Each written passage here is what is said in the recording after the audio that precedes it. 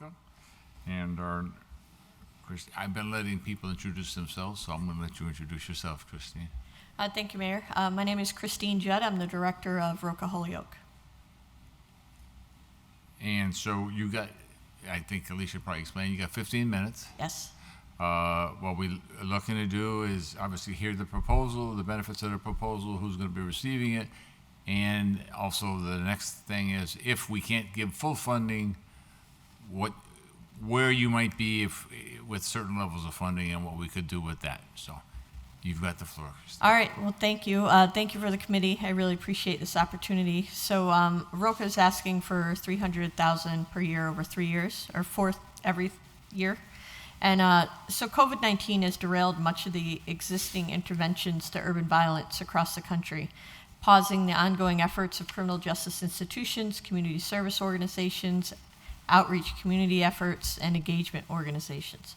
In spite of this, Roca and Holyoke cannot stop our critical local response to these pressing issues. So one of the things that I do want to bring up is, violent crime in Holyoke is 126% higher than the national average. And in Hampden County, more than half of the sentenced 18 to 24-year-olds have violent charges and as their governing charge. In the wake of COVID-19, levels of trauma and social isolation has increased concurrently, leaving Holyoke susceptible to even greater increase in violence. Without a trauma-informed intervention that works to help high-risk young people change their behaviors, the declining behavioral health of these young adults consistently living in survival mode will continue to impact the livability of Holyoke. Roca's intervention is evolved, science-based response, helping young people get out of crisis and build behavioral and job skills necessary for success. So we currently partner with the Holyoke Police Department, and we partner on a federal grant with the Holyoke Police Department and a state grant through SSYI, which is Safe Successful Youth Initiative, to support the highest risk young men across Holyoke. The federal grant is in its last year and will require Roca to partially replace funding in FY22 and fully replace funding in FY23. In fact, Can I just ask how much that grant is? Do you know?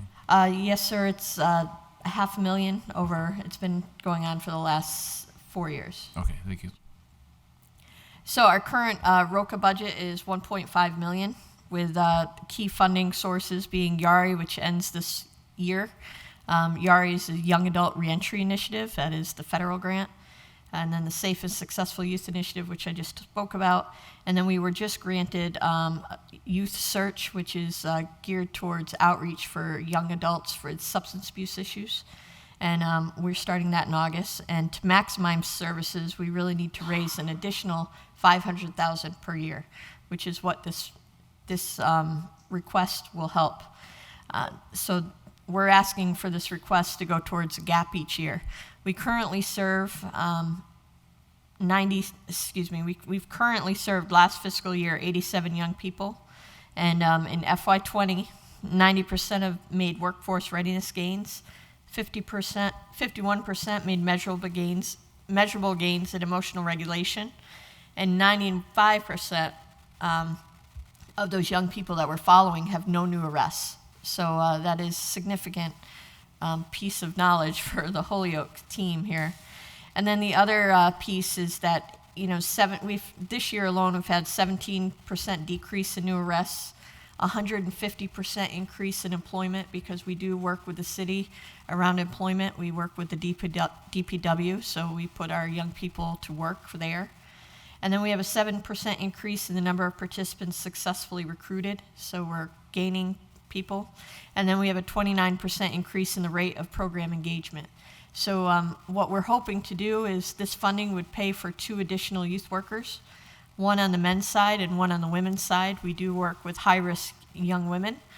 They don't have to be mothers, but most of them will be. And a lot of them are partners to the individuals that are currently working with on the male side. So they have a lot of trauma and DCF involvement and a lot of systems involvement. And we hope to expand to 125. So that's the basic thing of our proposal. Okay. So if you were to not get full funding, Yes, sir. but let's say it was down to 200,000. What would that do in terms of number of youth that potentially would be unable to be served? We would have to reduce it to 75 young people. Okay. And the first goal, the total goal was did you tell me 100 or 100? So when I say 70, so it would be, we want total enrollment of 125. Okay. So we're a 4-year program, and in our first 2-year intervention model, that's what we pay for with these grants. And so that would be, that we want it to go up to 125. Okay. Yep. And currently we have? Currently we have 79 on caseload. Okay. And for this grant, would they all be Holyoke people? Most of them are Holyoke. We have been serving Chickpea because we get the arrest records from Yep. Holyoke Police. And Okay. so if they've done a crime in Holyoke, they go on the Holyoke list. Okay. So it depends where the crime's committed. But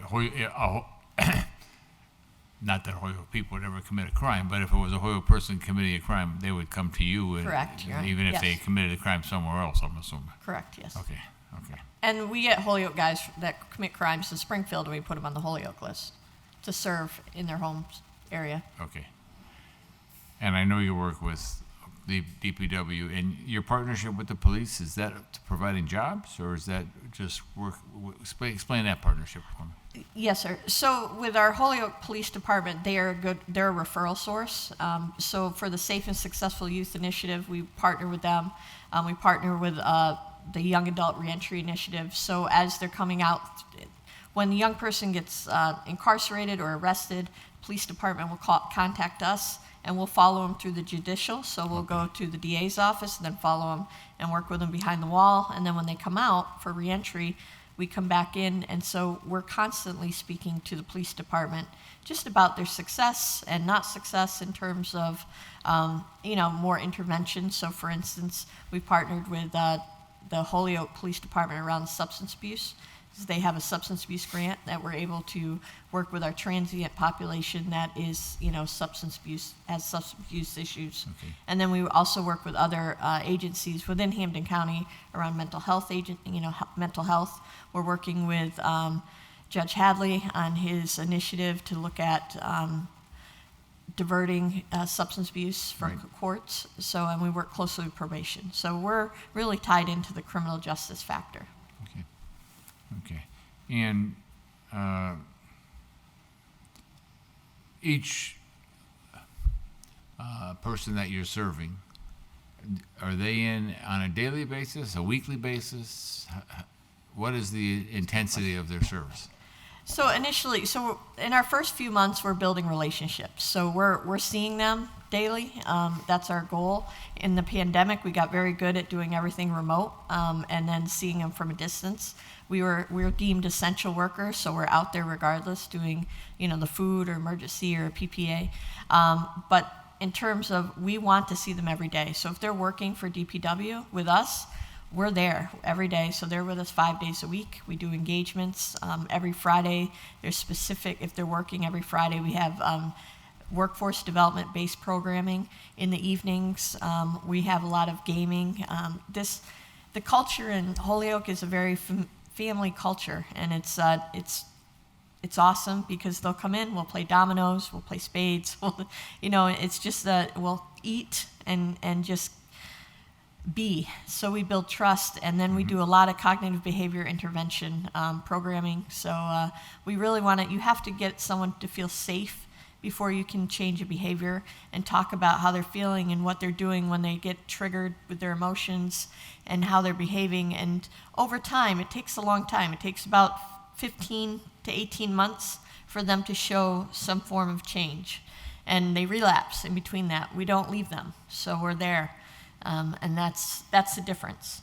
And you expect that as you go, that you're going to have ups and downs, obviously. Yes, sir, you're going to have ups and downs. So of those, I know that you provide employment opportunities. So how many of the 75, how many would be employed?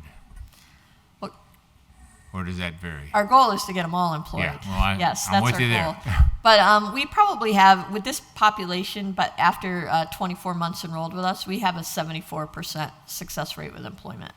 And so the idea is that if they're not working with us, we have a job developer that we want them to get hired, because some young people come in with an extensive job history, and they don't need to go into transitional employment. Transitional employment, as it stands, is really about teaching them the hard and soft skills.